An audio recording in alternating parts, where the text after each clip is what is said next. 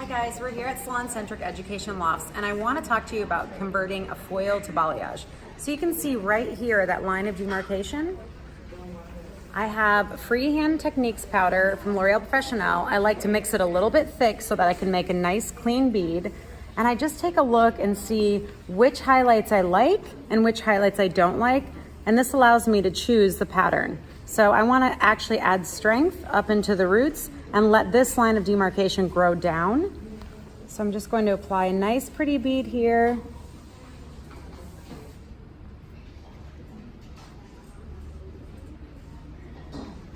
So connecting the highlights that I want to keep and leaving the highlights that I don't.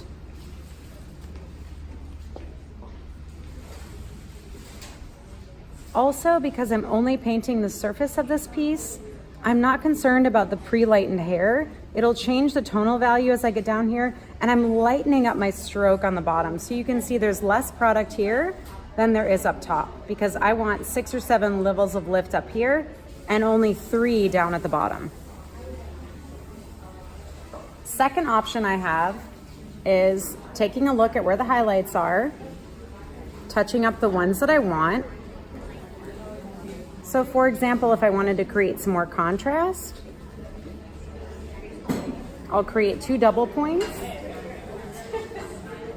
And then right at my side, I have a demi-permanent color, 1 level lighter than her natural. And at exactly the same time, I'll smudge in the middle, getting rid of any foil lines across the top. Take a little bit more product.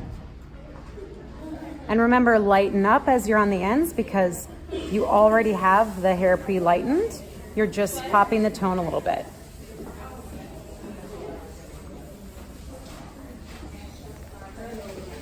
So these are 2 great options to convert foil to balayage. Follow me, I gotta get back to class. I'm at Sophia Color on Instagram. Thank you so much for being with us.